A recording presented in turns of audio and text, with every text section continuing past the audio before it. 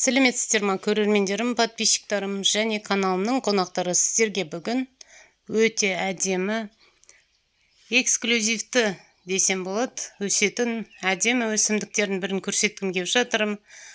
Таста өсетін раушан гүлі. Негізі каменная роза деп аталатын өте әдемі өсімдік. Енді тау тастарда өсіп өнеді жабайына, табиғатта. Ал бізде үйде өсіруге болады, әдемілеп композицияда жасауға болады. Осы сәтте көрсетіп жатқаным матроскалары суда тұрған болатын, тамырлары өсіп өніп келе жатыр, өте әдемі болып өсіп келеді. Соны қазір арнайы ыдысқа отырғызатын боламыз. Ыдысымыз бұндай гүлдерге енді қазір уақытша ыдысқа отырғызайын деп жатырмын. Үлкендеу ыдыс алсаңыздар да болады, кішірек ыдыс алсаңыздар болады. Ыдысы маңызды емес, және де үлкен тереңдікті талап етпейді бұл өсімдік.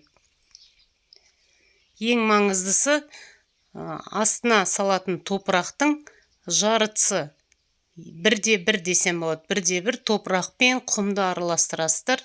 Ал бет жағы міндетті түрде тас болғаны дұрыс болады. Бұл өсімдігіміз таста өседі, тастан жаңағы қоректенеді. Сондықтан міндетті түрде осы жар тастарда өсетін болғаннан кейін соған жақындау орта дайындаймыз. Яғни топырақ араласқан, құм араласқан, міндетті түрде тас араласқан арнайы отырғызатын орын дайындаймыз. Топырағы көп болу маңызды емес, терең болу маңызды емес. Осындай ыдыстың биіктігіне, мысалы, енді ыдыста маңызды деп айта алмаймын, кез келген ыдысқа отырғызсаңыздар болады. Тек қана мына салған ыдыстың жартысы топырақ пен құм араласқан орын болу керек, жартысы тас салсаңыздар дұрыс болады. Мына табиғи тас қолданып жатырмын, көріп жатырсыздар. Арнайы кез келген тасты топырақтың бетіне толықтырып, ыдысымыз жартысы топырақ, жартысы тас болғаны дұрыс болады. Матросканы суға саламыз, міндетті түрде тамырлатамыз, содан кейін ғана отырғызамыз. Астында бар топырақтан ойық жасап, тамыры сиятындай жарақаттап алмай, сындырып алмай топырағына орналастырамыз. Ары қарай мына жан жағын таспен толықтырамыз. Бұл өсімдігіміз өте әдемі болып өседі, композиция жасасақ өте әдемі болады.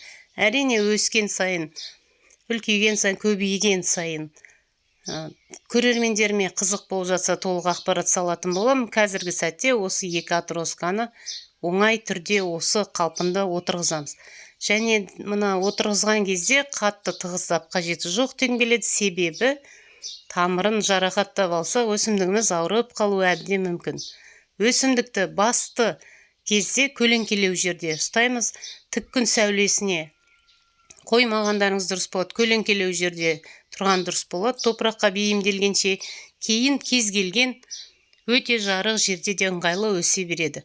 Бұл өсімдігіміз күнге талабы өте төмен, жаңағы күн сәулесі қаншалықты жарық болмаса, көлеңкелеу жер болмаса, тік күн сәулесі маңызды емес, кез келген жерге бейімделіп өсіп өнеді.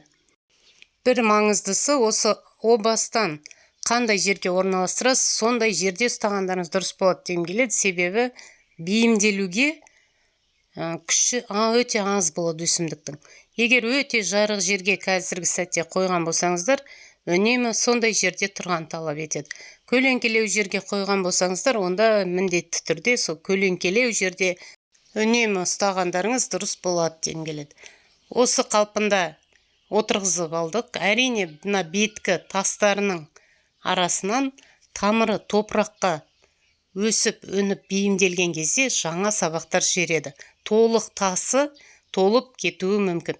Енді әрине ол туралы толық ақпарат салатын боламын, көрермендеріме қызық болып жатса.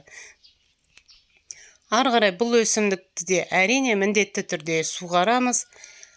Суға да талабы өте төмен өсімдік болады. Суккулентті өсімдіктерге жататын болғаннан кейін жапырақтарына керекті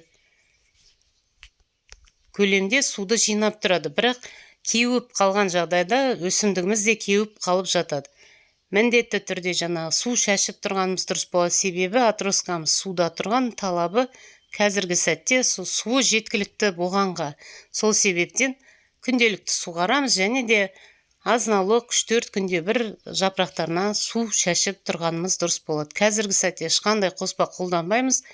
Бейімделген кезде жаңағы тыңайтқыш қолдансақ болады. Енді ол туралы да толық айтатын боламын. Қазіргі сәтте бұл өсімдігіміздің жаңағы бейімделгенін жанынан жаңа сабақтар жіберіп бастағанда білесіздер. Өте әдемі өсімдік болып өседі. Мына тұрған ыдысқа толып кетіп жатады. Өте әдемі болады. Әрине ол туралы толық ақпарат салатын боламын. Қазіргі сәтте өсімдіктің енді барынша жағдайын жасауға тырысамыз. Барынша дегенім, мына артық суғарып жібергенде әрине шіріп кетеді. Кез келген өсімдік секілді кеуіп қалған жағдайда да кеуіп кетіп жатады. Топырағы үнемі мына орташа көлемде ылғалды болғанға талабы жоғары келеді өсімдіктің. Жаңбырдың астында өсетін болғаннан кейін барынша мына топырағына ылғалдылықты сіңдіріп ұстап тұратын өсімдік. Ары қарай осы ыдысқа толып кеткен жағдайда бөліп жаңадан жаңа өсімдік жасасақ болады. Осындай әдемі өсімдік, өте әдемі. Бұл өсімдігіміз жабайы түрде жаңа тас раушаны деп аталады, және де гүлдейді өсімдік. Енді гүлдеген кезде өте әдемі болады деп айта алмаймын гүлдерін, бірақ бұл өсімдікте өте әдемі өсімдіктердің бірі. Осымен видеом аяқталды. Видео ұнап жатса лайк басыңыздар, каналыма жазылып қойсаңыздар, жаңа видео жіберіп алмайсыздар. Сұрақтарыңыз болса комментарийға жазыңыздар, міндетті түрде жауап беремін. Көргендеріңізге көп рахмет. Гүлдеріңіз өсіп өнсін. Сау болыңыздар.